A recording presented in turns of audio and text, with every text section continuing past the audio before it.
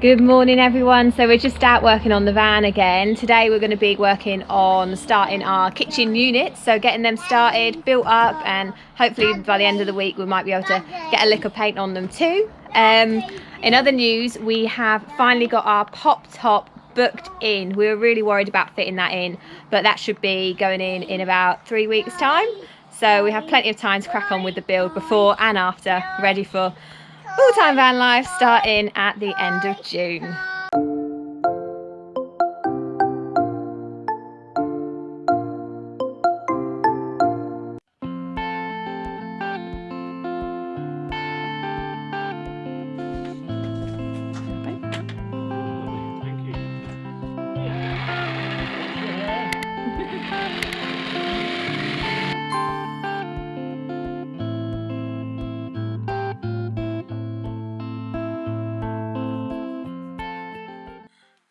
Right, so we'll just show you guys where we're up to on the kitchen. We'll just stop for snack, tea, coffee break.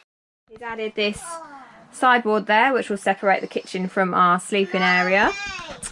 Down the bottom here we have our Propex heater. I think we were having our water heater there, but we've changed our mind, so we're just having our Propex van heater there. Well, we were going to have the water heater coming out here. However, I've put it back in the original place and we'll fit it just in the back corner there, which was my first choice. Yeah, and we're going to go back. It's a lot bigger, isn't it? So this gives us more space in our kitchen unit. Space, yeah. So, and then it's built this end bit today as well. Mummy. So having our nice big sink here. Yeah, nice big sink. Wait there, Ted. Nice big sink here. I'm going to get the tap, which will go in somewhere here, I think. Yeah. We've gone for quite a big sink, haven't we? So for a massive sink. And that's strategic. Hey, mister, do you want to come out? Yeah. You cuddle me then. Give Daddy a cuddle. Yeah. Is this bathtub? Yeah, so we've gone for quite a big sink, so it doubles up as a baby bath. It's a little bath, look. It's a little bath. No, that's not really why we've gone for a big sink. We've gone for a big sink because we don't like to do the washing up too much. So if we go for a big sink, then we can actually fit lots of washing up in and just ignore it for a while and drive and find some new places to go. So that'd be quite handy. So underneath there we've got our fridge. I won't open it. It looks probably a bit grotty. Oh no, quick shut it. That's our fridge opening up from that side there. So yeah, we're going to head out now. We're just going to head out to Wix and B&Q, I think. Going to look for some kitchen cupboard doors and some paint. And what else are we looking for? Teddy, what do we need? Oh, I've forgotten. What are we going to buy? Burgers. Burgers. Yeah, that's my boy. High five to burgers. Burgers. Burgers. Yeah, cheeseburgers. Going to get some cheeseburgers. That's it. And our kitchen worktop. We're not really sure what we're going to be doing for our kitchen worktop yet, and we don't want to buy a massive, great big slab that we don't need. So we're just going to have a look and see what we can find.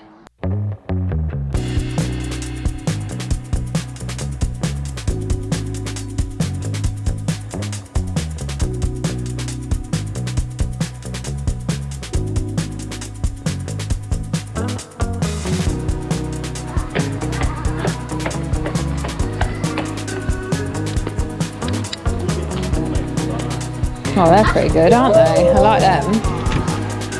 That's really cool. So today we had loads of our home learning resources turn up in the post, so thought this was like a perfect chance for us to tell you a bit more about our plans for Roadschooling and show you what we're doing and what sort of resources we are hoping to use. So first up, a few of you may be wondering what Roadschooling is. Essentially it's just one of these hip new terms. There's also Worldschooling and Unschooling as well as Roadschooling. So yeah, essentially it is basically educating your child whilst you are travelling, with the principles that you might follow some traditional forms of education whilst also being influenced by your surroundings and getting out and about and learning from what you're doing, not just from a textbook. So we've already deregistered the kids from school. They've got around 6 weeks left of their mainstream education before we take over the reins and start homeschooling them, basically. Deregistration is a very, very easy thing to do. You have to send a letter to your child's head teacher, the head teacher of your school. You can find the letter template online. There are loads of them about. I'll put in a link to the one that we used, and just find a template, slightly amend it. There's a bit of technical jargon in the templates referring to some of like the Education Acts, some of the legal jargon. But it's easy. You just use the template and you'll be fine. So from that step, we've heard that it's likely that the local authority will get in touch with you at some point to speak to you about the sort of education that you are providing or planning to provide your child with.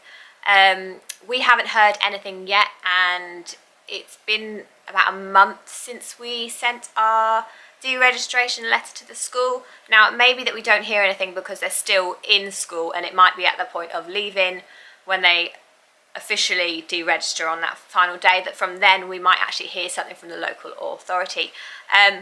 But essentially, there are no legal requirements for what you are supposed to be educating your child. I think they deem it as it has to be sort of efficient and a suitable education. So it's quite loose. You don't have to follow the national curriculum. We will be partly following the national curriculum, but that's our personal decision. It's not a legal requirement. But basically, if they don't deem what you are doing to be a suitable education for the child, then they do have the powers to issue a, what's it called? A school attendance order, which basically means you have to send your child to a school. I guess that only happens in extreme circumstances. I can't imagine that happens too often, and I'm pretty sure it won't be happening with us, so we're okay with that one. And if they did happen to issue us with one of them, then they'd have to come and find us first. So as I was saying, we have started purchasing some learning resources just to help us on the road. Basically, we are planning on sticking to the national curriculum for maths and English. So for those, we've made sure that we've bought textbooks which follow the national curriculum, help us guide us with our learning, help keep the kids right on track, because the chances are that when we return from our year-long adventure, the kids will probably be going back into mainstream education, as long as we don't carry on travelling. That's probably going to be the plan. So we'll crack on and I'll show you a few of the bits that we've bought so far. So for English, we'll start with English. For English, we have decided to follow the CGP English books. So we've got our Year 1 English, that's a study and question books, and we've got Year 2. Piper's going to be moving into Year 2 in September, and Jack's going into be Year 1. So we've got those, and we've also got a few extra little ones from CGP as well. So we've got, for Piper, we've got the comprehension book, and Jack's got a comprehension book as well. So they've both got those. There's question books, and we've also got these 10-minute weekly workout books, which we thought would be great, and we can still enjoy all our adventures. We don't need to be sat in the van, because we are not going to be sat in the van homeschooling every day. We want short bits of learning, short bursts, or using the rainy days to learn and that sort of thing. We want to be out there exploring and learning where we are. So that's the plan there. So for maths, we have decided to get these Power Maths books. Now, I've been speaking to Piper's teacher about this, and I've got a bit of advice about what books we should use. So if anyone else is doing the same, I think the first point of call is to speak to your child's teacher. They're usually quite helpful and will point you in the right direction for some resources, and they've been really helpful for us so far. So we've got the Power Maths. Now this is what Piper is using at the moment at school. So she's been following the Power Maths books. They're really, really good. So we've obviously got the Year 1 book. Jack will be doing that. And we've got the Year 2 book for Piper. Now these come in 2A and obviously 1A. So 2A, 2B, 2C. And those relate to the different terms. We are planning on coming back to the UK after the first 3 months of travel.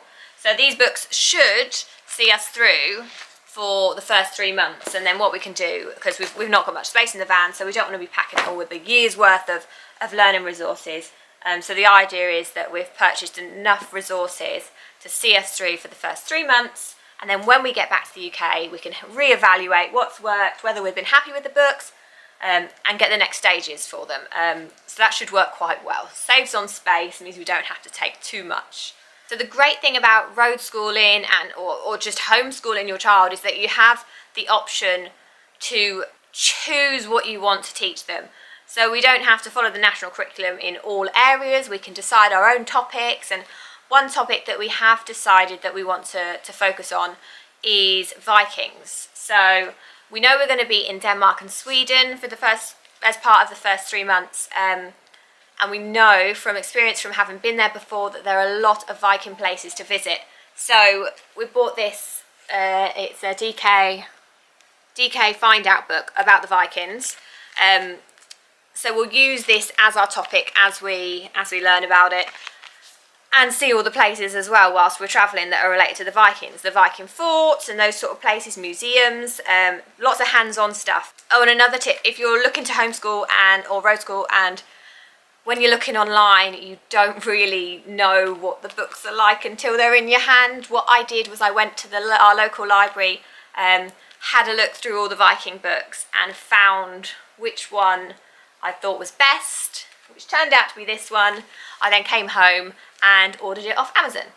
And our second topic that we've decided to learn with the children is French. Now, I've had these books a while, we just haven't had the time to actually commit to doing them regularly. So the kids know a little bit of French. They're probably a good starting point, but just the basics, nothing impressive or anything. They know the basics, so we're just hoping to spend a bit more time focusing on our French whilst we're on the road, which will prepare us, because we will be going to France, not in the first 3 months, but we will be going to France on this trip. So that will be nice to finally, after a few months of learning, to put that into practice and see if the kids have the confidence to maybe speak a bit of French whilst we're there. And another topic which we are going to buy a learning resource for is marine biology. Now, we have some big ocean dreams of our own, so oceans and marine biology is quite an interesting, exciting topic for all of us. I think we all want to, even me and Richard want to learn a bit more about the ocean. So we'll be buying a book about the oceans and marine biology, and that will be one of our topics as well. So guys, these are our books so far. I'm hoping not to buy any more because they're already quite a decent stack of them there. So I'm hoping that's it for the books. Obviously we need some exercise books for the children to write in, but that should be it for the learning books for the first 3 months. So we'll put the links up in the video description, so if you're wanting to purchase any of these sort of resources, you can have a look yourself, and yeah, go ahead. Thanks for watching, and if any of you do road school or homeschool or Worldschool or Unschool, whatever sort of schooling you do, not mainstream, we know a lot about that already. If you do something alternative for schooling, we'd love to hear from you, so drop us a message in the comments and we'll chat to you. Don't forget to join us next week to see more van build progress as we get ready to leave the UK. If you like what you see, leave us a thumbs up, comment, and even better, subscribe to our channel. See you soon.